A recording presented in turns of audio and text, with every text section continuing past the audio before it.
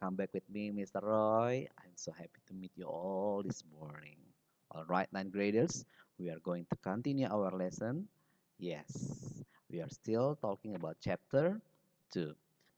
We are going to learn about how to state the purpose or intention to do something, and we are going to learn about some expressions showing that agree or disagree with a suggestion or an idea. Pagi ini kita akan mengulas kembali materi yang lalu tentang cara ungkapan-ungkapan yang digunakan untuk menyatakan maksud atau tujuan. Yang kedua adalah ungkapan yang dipakai untuk menyatakan rasa setuju atau tidak setuju, menyatakan saran atau pendapat atau gagasan kepada seseorang. Oke. To state the purpose or intention to do something, to agree or disagree with suggestion or an idea. Oke, kita lanjut ya. Well, last week we have learned about some expressions that can be used to state the purpose or intention to do something. Minggu lalu kita belajar tentang ungkapan-ungkapan digunakan untuk menyatakan maksud atau tujuan. Minggu lalu kita udah belajar penggunaan kata hubung so that. So that itu harus diikuti oleh subjek. Apa aja itu subjek? Ya, subjek itu ada I, you, we, they, we, she, he, dan it. Minggu lalu kamu sudah belajar loh, di mana setelah so that harus diikuti oleh subjek untuk menyatakan maksud atau tujuan. Minggu lalu kamu juga belajar tuh kata hubung dengan menggunakan in order to, di mana setelah kata in order to harus diikuti oleh kata kerja pertama. Nah, kalau in order to 3 suku kata. Nah, ada lagi menyatakan maksud atau tujuan dengan menggunakan to. Sama dengan in order to harus diikuti oleh kata kerja pertama. Yang terakhir kemarin kita sudah belajar tentang menyatakan maksud atau tujuan dengan menggunakan kata hubung for. Di mana for itu sangat istimewa sekali. Karena setelah kata for harus diikuti oleh kata benda. Bisa kata benda mati atau kata benda hidup atau diikuti oleh kata kerja dengan akhiran ing. Gitu ya. Minggu lalu kita sudah belajar. Nanti kalian silakan dibaca-baca lagi materi yang sudah kalian catat. Next. Yeah, so this morning we are going to learn about some expressions showing agree or disagree. Kita akan mempelajari ungkapan-ungkapan yang digunakan untuk menyatakan rasa setuju atau tidak setuju. Bahkan kita akan belajar juga menggunakan expression about asking and giving suggestion. Meminta dan memberi sebuah saran atau pendapat. Oke. Okay? Agree or disagree. Agreeing itu adalah ungkapan setuju dengan saran yang diberikan oleh orang lain. Biasanya kita pakainya kata yes atau okay. Nah, selain yes atau okay, kita bisa pakai beberapa ungkapan di bawah ini. Yang pertama, you can use some expressions about I agree with you. Artinya saya setuju denganmu. Selain I agree with you, bisa pakai I think you are right. Saya pikir kamu benar, atau menurut saya kamu benar. Atau bisa bilang I think so, yang artinya saya sependapat dengan kamu. Atau bisa bilang that's a good idea. Itu ide yang bagus. Atau bisa bilang that's right, ya itu benar. Atau bisa bilang thanks, I will try to do your advice. Terima kasih, saya akan kerjakan apa yang menjadi saran atau nasihat kamu. Artinya kamu tuh setuju atas pendapat orang lain. Jadi selain yes atau oke bisa pakai I agree with you, I think you are right, I think so, that's a good idea, that's right. Atau you can say thanks, I will try to do your advice. Atau juga bisa paling enak nih, that sounds great. Kedengarannya ini ide yang bagus. Nah, ungkapan-ungkapan di atas adalah ungkapan menyatakan rasa setuju. Kalau agree itu setuju, kalau disagree berarti artinya tidak setuju. Nah, biasanya kita pakainya kata no. Nah, no ini ada cara lain untuk menyatakan rasa tidak setuju atau keberatan. Disagreeing, ungkapan tidak atau kurang setuju dengan saran yang diberikan oleh orang lain. Bisa bilang, no I don't think so. Saya tidak sependapat tentang itu. Atau juga bisa bilang, I disagree with you. Saya tidak setuju denganmu. Atau bisa bilang, that's not a good idea. Itu bukan ide yang baik. Atau bisa bilang, I understand your point, but I think saya mengerti pendapat kamu, saya mengerti maksud kamu, tapi menurut saya bla bla bla bla. Artinya kamu tidak setuju. Jadi jangan selalu menggunakan no. Coba kita pakai no, I don't think so.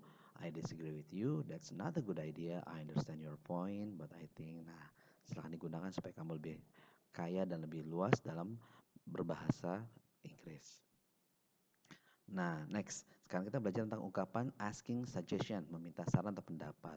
Meminta saran itu Bisa menggunakan do you have any ideas? Apakah kamu punya ide atau gagasan? Kamu bisa bilang can you give me any suggestion to solve my problem? Bisakah kamu memberikan saya beberapa saran atau pendapat untuk memecahkan masalah saya? Atau bisa menggunakan what should I do? Apa yang sebaiknya saya lakukan atau apa yang sebaiknya saya kerjakan? Oke, atau bisa bilang would you mind giving me any suggestion? Keberatankah kamu untuk memberikan saya beberapa saran atau nasihat? Guys, kalau would you mind harus diakhiri kata kerja ing. Would you mind harus diakhiri oleh kata kerja ing. Teman bisa bilang would you like to give me any advice? Maukah kamu memberikan saya beberapa saran? Nah, kalau saran itu artinya bisa advice atau suggestion, gitu ya. Kalau tadi mau minta saran, sekarang giving suggestion, memberi saran atau pendapat. Suggest itu sama dengan advice. I suggest you to go to doctor. Sama dengan I advise you to go to the doctor. Saya menasihatkan kamu, menyarankan kamu untuk pergi ke dokter. Atau juga bisa bilang I advise you to have breakfast before going to school.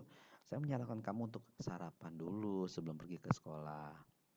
Atau juga kamu bisa bilang you should download Blackpink video. Sebaiknya kamu mengunggah video Blackpink. Namanya juga saran, bisa diterima, bisa ditolak. Atau juga bisa pakai you should leave her. Sebaiknya kamu meninggalkan dia. Oh, kasihan.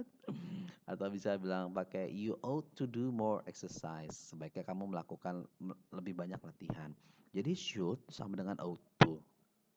Atau artinya you ought not to drink so much soda. Kamu sebaiknya tidak banyak minum soda. Atau juga bisa bilang you ought to stay here with me. Sebaiknya kamu tinggal di sini dengan saya. Namanya juga saran ya. Bisa pakai I suggest you, I advise you, bisa pakai should atau bisa pakai ought to. Alright. Itu tadi kalau memberi saran. Nah, sekarang kalau kita membuat kalimat saran, advice menjadi sebuah pertanyaan. Nah, kita hari ini mau belajar pakai dua nih. Kita mau kasih saran tapi dalam sebuah pertanyaan. Contohnya nih, why don't you? Why don't you drink your medicine? Kita menyarankan seseorang dengan bertanya, kenapa kamu tidak minum obat kamu?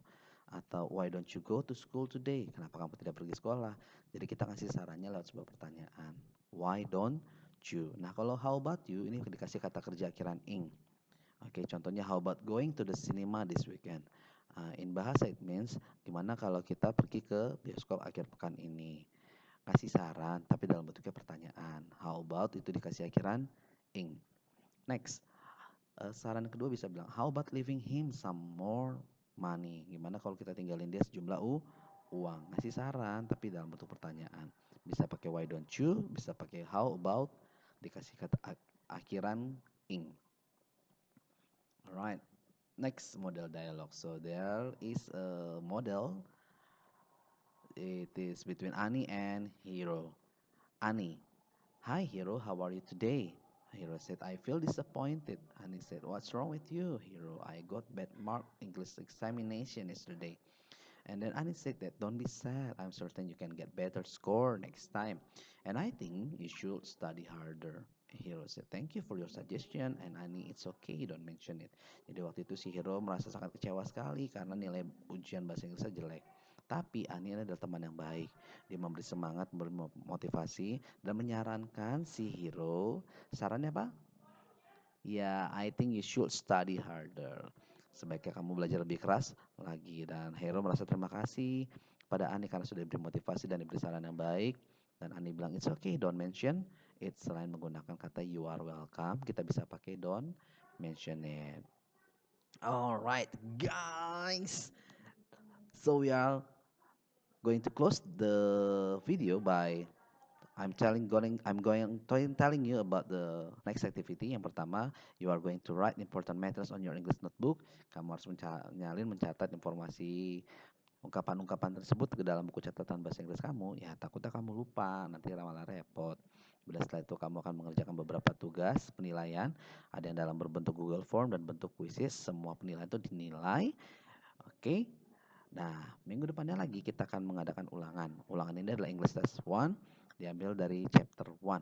Jadi kamu silakan buka-buka lagi catatan dan latihan kamu kemarin yang tentang chapter 1. The topic is about expression of hope, wish, and congratulations.